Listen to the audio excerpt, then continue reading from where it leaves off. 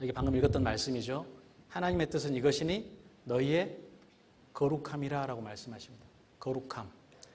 여기 베드로전서 1장 15절 16절 말씀에서도 오직 너희를 부르신 거룩한 자처럼 너희도 모든 행실에 거룩한 자가 되라. 기록하였으되 내가 거룩하니 너희도 거룩할지어다 하셨느니라. 성경은 계속해서 구원받은 그리스도인들에게 거룩한 삶을 살아라, 거룩하라 라고 말씀하세요. 어느 만큼이요? 누구처럼요? 하나님처럼. 그리스도인의 거룩의 기준은 그러니까 하나님, 예수님입니다. 그냥 일반적으로 그저 그렇게 착하다 이게 아니에요. 거룩의 기준을 분명히 아셔야 됩니다. 이게 우리 그리스도인의 거룩의 기준이에요. 모든 행실입니다. 모든 행실. 몇 가지가 아닙니다. 교회 와서 말씀 듣고 신앙생활하고 그런 부분만 얘기하시는 게 아니에요. 교회 밖에서의 삶 속에서도, 가정에서도, 직장에서도, 학교에서도 어디서든지 모든 행실에 거룩한 자가 되라라고 말씀하십니다. 여러분 성경을 읽을 때 꼭 꼼꼼하게 단어 하나하나 살펴보셔야 돼요. 하나님은 절대 율법의 한 획도 떨어지지 않는다라고 말씀하시거든요. 이 말씀 가운데 하나님의 뜻이 분명히 들어있습니다. 거룩한 삶을 살아라 라고 말씀하시는 거잖아요. 그죠? 여기 거룩의 뜻에 대해서 잠깐 살펴보겠습니다. 히브리 말로는 코데시라고 되어 있고 헬라어, 신약 성경은 그리스도로 기록이 되어 있잖아요. 그 헬라어로는 하게아조라는 말로 되어 있는데 똑같습니다. 어원은 똑같고요. 원래 뜻은 잘라냄, 분리함을 의미하는 말입니다. 그리고 더러움과 분리된 상태를 말하는 게 거룩이에요. 코데시는 거룩하라라는 동사입니다. 거기서 나온 파생된 말이 거룩이란 말이거든요. 그런데 정확하게 말하면 성경적인 거룩은 분리예요. 분리. 기본적으로. 또 뒤에 설명해 드리겠지만 하나님께 속한 게 거룩한 겁니다. 그래서 창세기 2장 3절 말씀에 보면 하나님 일곱째 날을 복주사 거룩하게 하셨으니 이는 하나님이 그 창조하시며 만드시던 모든 일을 다 마치시고 이 날에 안식하셨음이니라. 이더라. 일곱째 날. 주일이죠. 오늘같이 일요일이잖아요. 일요일을 거룩하게 하셨어요. 여러분 날이 거룩해요. 이게 무슨 뜻이죠? 날이 스스로가 막 깨끗하고 거룩합니까? 그 뜻이 아니잖아요. 우리가 생각하는 깨끗하고 흠이 없는 그런 게 거룩의 뜻이 아니지 않습니까? 여기서는 구별되다, 분리되다, 하나님께서 정하신 것이 거룩한 거예요. 하나님께 속했다라고 말씀하시는 거. 그러니까 더러움으로부터 분리된 상태뿐만 아니라 하나님께 속한 게 거룩한 겁니다. 그래서 우리가 왜 거룩한 무리가 되냐면 물론 상태적으로도 거룩한 삶을 이어가야 되지만 중요한 것은 신분적으로 하나님께 속했기 때문에 거룩해진 거예요. 아시겠죠? 네. 구원받을 때 이미 우리는 하나님 앞에서 거룩해졌습니다. 신분상으로. 상태는 점점 거룩한 삶을 이어가야 되는 거죠. 하지만 하나님이 이미 우리를 거룩하다라고 말씀하세요. 여기 고린도서 1장 2절 말씀에 고린도에 있는 하나님의 교회 곧 그리스도 예수 안에서 거룩하여질 것이요 아니면 거룩하여지고예요. 거룩하여지고입니다. 이미 거룩해진 거예요. 왜냐하면 그리스도 예수 안에 있기 때문에 예수님의 피로 그 모든 죄가 다 갚아졌기 때문에 하나님 보실 때는 이미 거룩한 신분을 얻은 거예요. 의롭게 됨을 얻었습니다. 그래서 성도라 부르심을 입은 자들이라고 말씀하셨죠. 성도. 이건 영어 성에는 saint라고 되어 있는데요. 이제 모 교단에서 이거 오해해서 성인들, 예를 들어 그 교단이 정한 성인들이 성도다 이렇게 얘기하거든요. 성인으로 얘기를 하거든요. 그래서 성인을 마치 그 신처럼 또는 천사처럼 그렇게 숭배하는데 그건 잘못된 해석입니다. 누가 성도예요? 누가 성도예요? 네, 내가 성도예요. 우리가 세인트, 성인, 성도입니다. 왜냐하면 그리스도 예수 안에서 거룩하여졌기 때문에 그러는 거예요. 그래서 사실은 이 교회 안에 속해 있는 사람이 거룩한 사람입니다. 그리스도로 에클레시아, 교회라는 뜻이잖아요. 구별된 거듭난 무리를 교회라고 말씀하시죠. 그걸 에클레시아라고 헬라어로 얘기하는데 그리스도 예수 안에서 거룩하여지고 성도라 부르심을 입은 자들의 모임, 그게 교회입니다. 즉 광주교회 그러면 하나님 보실 때 이 자체가 아름다운 교회지만, 하지만 광주교회에 속해 있다고 해서 다 성도일까요? 그건 아닙니다. 네. 광주교회에 소속되어 있는 것이지, 성도라고 부르는 것은 구원받은 사람이 그 부르심에 합당한 거예요. 우리 교회 가운데서도 아직 구원받지 못한 분들도 다니시잖아요. 그죠? 근데 그분은 정확하게 이 에클레시아에 속했다라고 할 수는 없는 겁니다. 정확하게 예수님의 피로 인격적인 관계를 맺고 그 피로 구속함을 얻은 사람, 성령을 선물로 받은 사람, 그 사람이 바로 성도라 부를 수 있는 에클레시아라고 하는 하나님께서 보시는 범우주적인 교회라고 합니다. 여러분 휴거 될 때 누가 들려 올라갈까요? 이 에클레시아가 들려 올라갑니다. 교회, 이런 교회당이 아니고요. 하나님의 은혜로 구원함을 얻은 이 성경적인 교회에 속한 사람들이 들려 올라가잖아요. 그죠? 거기에 속해 있다는 것이 그러니까 정말 엄청난 일이에요. 여러분 예수님께서 언제 이 땅에 오십니까? 언제 공중재림하시죠? 그 날과 시는 모르죠. 그런데 성경에 언제 오실다라고 말씀하십니다. 이방인의 충만한 수가 차면, 다른 말로 하면 교회가 완성이 되면, 교회가 완성이 되면 예수님께서 이제 공중재림하시는 거예요. 그래서 내가 그 교회 가운데 속해 있다. 그건 정말 하나님께서 보시는 가장 귀한 일 중에 하나라는 것이죠. 그래서 이 교회 가운데서 함부로 판단하거나 함부로 행동하면 하나님 앞에 죄를 짓는 겁니다. 이 거룩의 의미를 다시 한번 말씀드리겠습니다. 첫 번째, 도덕적으로, 영적으로 깨끗한 것이 거룩이에요. 아까 말씀드린 대로. 여기 고린도후서 7장 1절 말씀에 그런즉 사랑하는 자들아 이 약속을 가진 우리가 하나님을 두려워하는 가운데서 거룩함을 온전히 이루어 육과 영의 온갖 더러운 것에서 자신을 깨끗게 하자. 원래 이 말씀들을 찾아봐야 되는데요. 시간이 그렇게 많지 않기 때문에 제가 PPT로 준비를 했습니다. 주무시라고 준비한 거 아닙니다. 네. 주무신 분 계시면 다 찾겠습니다. 다시. 여기 보시면 거룩함에 대해서 상태적인 뜻을 말씀하시면서 뭐라고 얘기하시냐면 육과 영의 온갖 더러운 것에서 깨끗게 하는 것이 거룩이라는 거예요. 육, 삶 속에서 자신의 삶 속에 정말 죄를 하나하나 없애가는 거예요. 그죠? 또 영적으로 깨끗해야 됩니다. 다른 교리, 다른 교훈, 다른 복음 이런 것들을 접하는 것도 사실은 영적으로 더러워지는 거예요. 요즘 유튜브가 워낙 발달되다 보니까 어떤 분들은 이것저것 다 들으세요.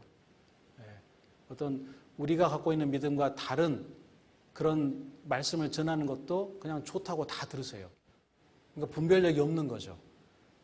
말씀을 들어보면 그게 다 그 다른 말씀이 다 틀린 게 아니에요.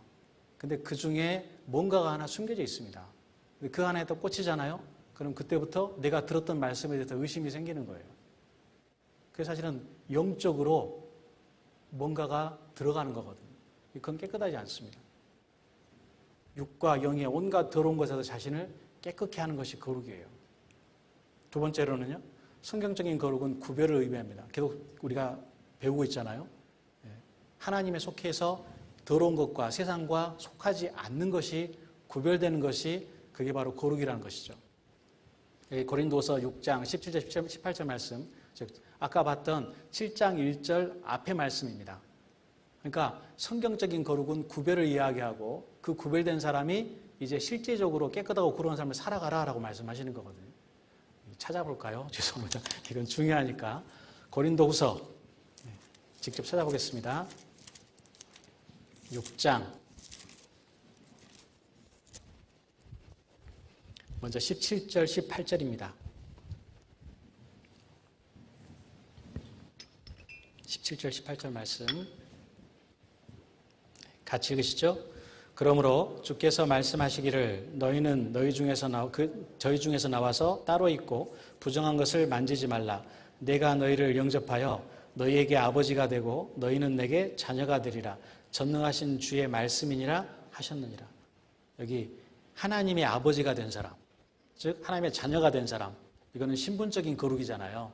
구원받을 때 우리의 주인이 바뀌고 그리고 우리의 속한 나라가 바뀝니다. 그래서 우리는 하나님의 자녀가 되는 거예요. 이거는 신분적인 거룩이죠. 구원받을 때 우리는 거룩해졌습니다. 이미 하나님 앞에서. 그렇기 때문에 그 신분적으로 거룩함을 입은 사람이기 때문에 이제는 실제로 삶 속에서도 깨끗하고 거룩한 삶을 살아가는 거예요. 그래서 7장 1절 말씀이 있죠. 그런즉 사랑하는 자들아 이 약속을 가진 우리가 즉 구원받은 우리가 하나님을 두려워하는 가운데서 거룩함을 온전히 이루어 육과 영의 온갖 더러운 것에서 자신을 깨끗게 하자. 이건 상태적인 거룩이죠. 신분적인 거룩을 얻었으니까 이제 삶 속에서 하나하나 상태적으로 삶 속에서도 계속해서 거룩함을 이루어 가라는 거예요. 우리가 흔히 포지션, 컨디션 이렇게 신분과 상태 구원받을 때 얘기하잖아요. 다른 말로는 성화라고도 합니다. 점점점 하루하루가 지나갈수록 구원받은 이후에 횟수가 더해갈수록 더욱더욱 거룩하고 깨끗한 삶을 살아가는 거예요. 그게 당연하다는 겁니다. 이상한 게 아니라. 생명의 특징이 뭡니까? 자라는 거잖아요. 그죠? 아무리 척박한 아스팔트 땅이라도 거기에 씨앗이 꽂히면 민들레 꽃씨가 들어가면 거기서 싹이 나오고 이제 민들레가 생기고 꽃이 피잖아요. 또 다른 열매가 생깁니다. 그게 성장이죠. 그게 생명의 특징이에요. 하나님께서 생명을 그 특징을 갖도록 만들어 놨습니다. 구원을 받았다고 하는데 구원받은 이후에 아무런 성장이 없어요. 다시 한번 그 정말 생명이 있는지를 살펴봐야 되는 거예요. 왜냐하면 생명의 특징은 반드시 성장하고 자라고 번성하는 거거든요. 또 다른 열매가 나오는 거거든요. 그래서 정말 구원을 받았다면 이제는 하나님 앞에서 온전한 삶을 살아야 됩니다. 왜냐하면 내가 하나님 앞에서 거룩함을 얻었기 때문에 그러는 거예요.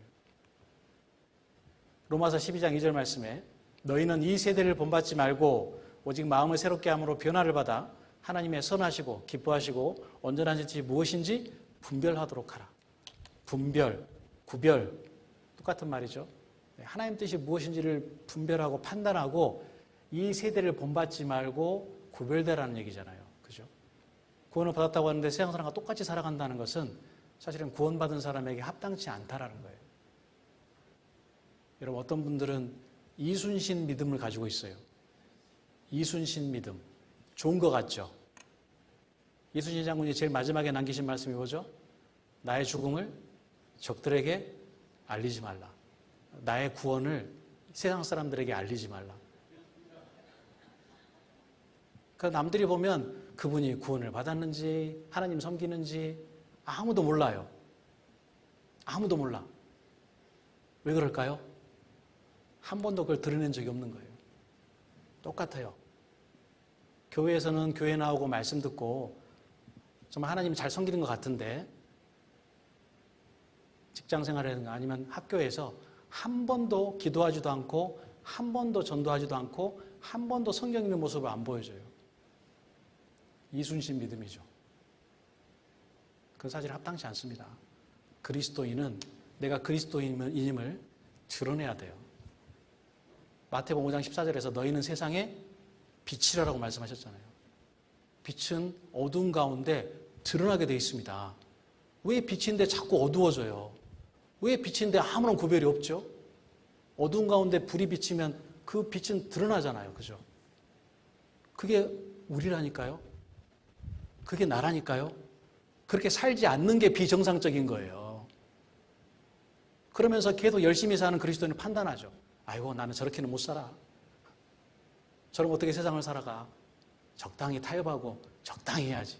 적당히. 여러분 그런 기준을 가지고 신앙생활 시작하면은요 절대 하나님 앞에 섰을 때 칭찬받을 수 없습니다. 어쩌면 그 구원도 다시 한번 확인해 봐야 됩니다. 정말 생명이 들어가 있는지. 하나님은 우리에게 분명히 말씀하세요. 분명히 명령하십니다. 이 세대를 본받지 말고 분별하라라고 말씀하세요.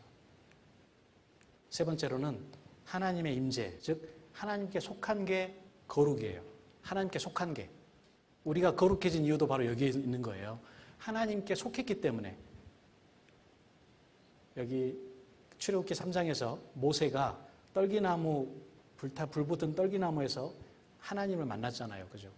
나는 여호와라. 나는 스스로 있는 자다라고 하나님께서 본인을 드러내셨지 않습니까? 그때 모세에게 하셨던 명령이 뭡니까? 내 발에 신을 벗으라. 내가 선 땅은 거룩한 땅이니 내 발에 신을 벗으라고 말씀하셨죠. 여러분 한번 생각해보세요. 이 떨기나무가 불붙은 떨기만 있는 땅이 땅 자체가 깨끗하고 신령합니까? 아니죠. 땅 자체는 지저분하고 더럽잖아요. 그런데 왜 이 땅을 거룩하다고 말씀하셨을까요? 그곳에 누가 계셨어요? 하나님이 계셨기 때문에 거룩한 거예요. 즉 하나님께 속한 게 거룩한 겁니다. 하나님께 속한 게. 그래서 출애굽기 3장 5절 말씀에서 하나님이 가라사대 이리로 가까이 하지 말라. 너의 선 곳은 거룩한 땅이니, 즉 하나님의 임재가 있는, 하나님께서 함께 하시는, 하나님께 속한 곳이 거룩하다는 겁니다. 레위기 10장 26절 말씀에서도 너희는 내게 거룩할지어다. 이는 나 여호와가 거룩하고 내가 또 너희를 나의 소유로 삼으려고 너희를 만민 중에서 구별하였음이니라. 이건 이스라엘에 대한 말씀이죠. 그런데 구원받은 우리에게도 똑같이 해당되는 말씀입니다.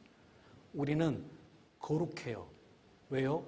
거룩하신 하나님께서 우리를 소유로 삼으셨기 때문이에요. 세상에 있는 더럽고 정하지 못한 것과 구별된 그 사람이 나라는 거예요. 그래서 하나님께 속했기 때문에 우리는 거룩합니다.